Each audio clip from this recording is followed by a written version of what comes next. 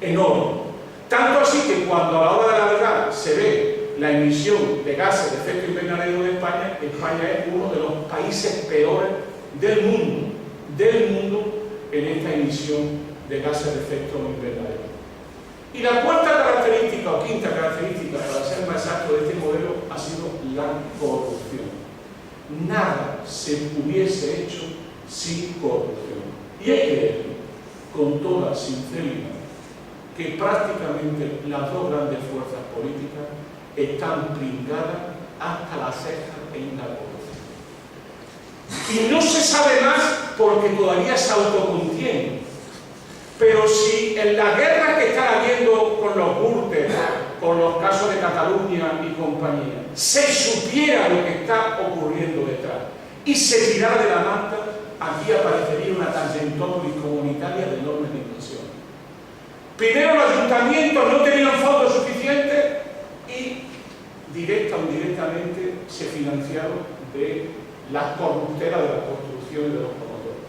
Y a su vez, eso le llevó a muchos de ellos a aceptar soborno y eso le llevó a aceptar corrupción. El pringamiento de los políticos y de la política con la corrupción inmobiliaria es lo que explica que este modelo haya durado tanto. Ha durado tanto sabiendo que no era sostenible porque había una trama de poder de enorme dimensión. La pregunta es ahora, ¿por qué ocurrió lo que ocurrió y cómo se pudo financiar? Esa es la pregunta. Eso nos lleva inmediatamente a la cuestión del euro. Antes de la crisis, o cuando la crisis se desarrollaba, había mucha gente que decía, menos mal que estamos en el euro, porque fuera del euro esto sería una tragedia. El euro ha sido como una gigantesca droga de la economía española. ¿Ustedes se acuerdan de los plomillos? No sé si aquí había plomillos. En Jaén le llamaban los plomos de goma plomillos, que era eso que estallaba cuando venía una subida de euro.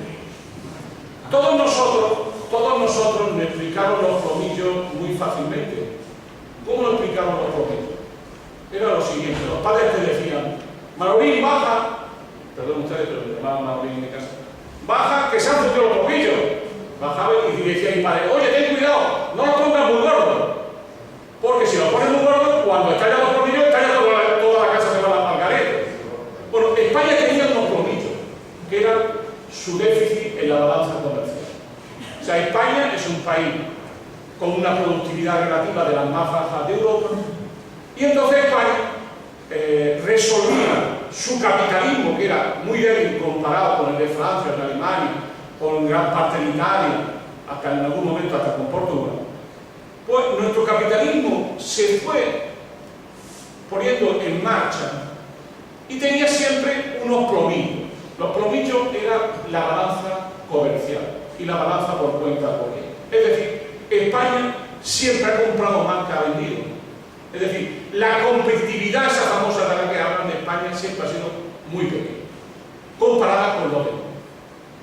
Ustedes se acordarán que en Izquierda Unida, en la época de Anguita, tuvimos una gran discusión sobre Maastricht y sobre el euro. Tenía que ver con esta discusión que la gente casi nos tiraba piedras cuando decíamos que no a este euro. Nos tiraban piedras y nos dejaron de votar como locos, dicho sea de paso. Bueno, inducido siempre por nuestros maravillosos sindicatos que estuvieron detrás de toda la reflexión de la Izquierda Unida. Lo dejaremos ahí, vamos a dejarlo. No hablaremos de la izquierda en este momento, porque me da un grima. ¿Dónde estaba el asunto? El asunto es que España tenía el problema de los plomillos. ¿Qué ocurría?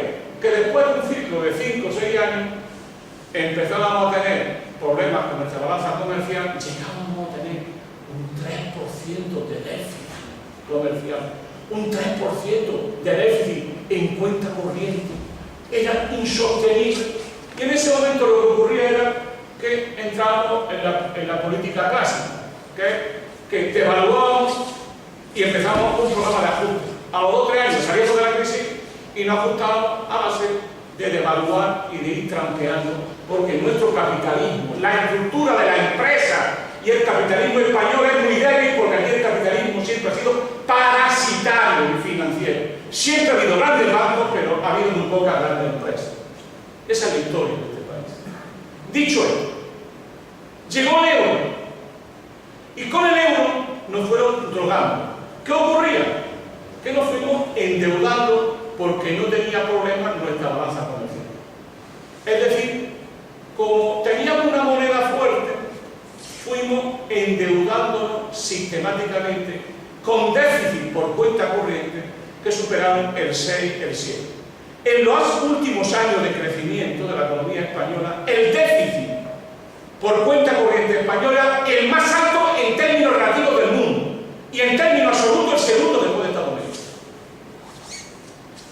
La pregunta es, cuando a ustedes le hablen siempre de España, de Cataluña, de Andalucía, agárrense siempre el bolsillo porque le van a sacar algo. ¿Por qué? Porque hablan en términos de territorio y nunca hablan en términos de clase. ¿Qué es lo que estaba ocurriendo en España? Lo que estaba ocurriendo era que se estaba financiando externamente el boom inmobiliario. ¿Y quién estaba financiando el boom inmobiliario? La banca, las cajas de ahorro, las grandes empresas que fueron al mercado, a los mercados esos famosos de los que no hablan, a decirle, oye, queremos aquí un negocio de puta madre, lo que tenemos que hacer es seguir chupando de la teta y todo lo que me deis yo lo seguiré hacia adelante porque esto es un beneficio impresionante.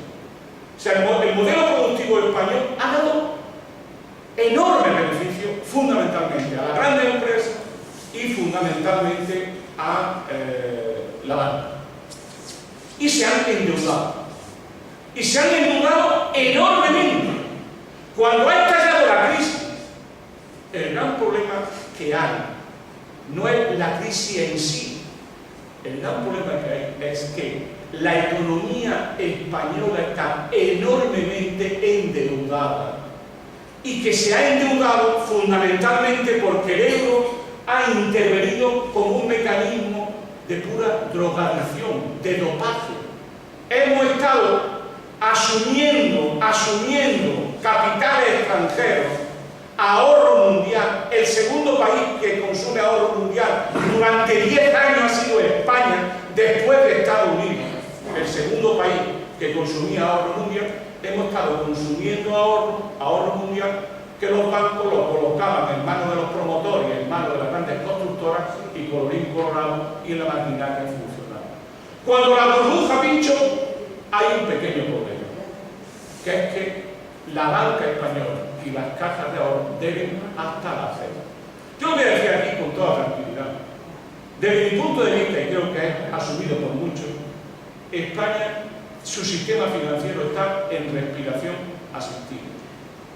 Y todas las políticas que se están haciendo tienen como objetivo pagar a la banca los enormes agujeros que han tenido en estos años producto de la crisis y del pincharse inmobiliario. Para decirlo en claro, hoy, parafraseando aquella frase de Marx de Engels en el Manifiesto Comunista, Zapatero es el representante y el administrador de los intereses de la oligarquía financiera e inmobiliaria española.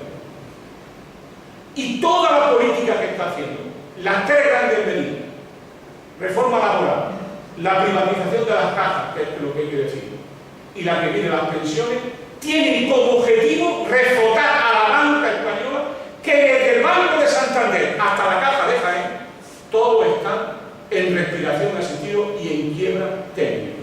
No pueden hacer frente a todo lo que se han endeudado. La deuda de España importante no es la deuda pública, no es verdad. Es la deuda privada y la deuda de la banca. Entre las dos suponen más de 2 veces el Producto Interior Bruto. Más de 2 veces el Producto Interior Bruto español. Y la deuda importante es la deuda privada. ¿Qué es lo que ha ocurrido? Una paradoja increíble. Que a los políticos, y que se llaman de izquierda, debería de caer la cara de vergüenza. La deuda privada se está convirtiendo en deuda pública. Y los riesgos se están transfiriendo de los bancos al país, o sea, al Estado, o sea, a nosotros.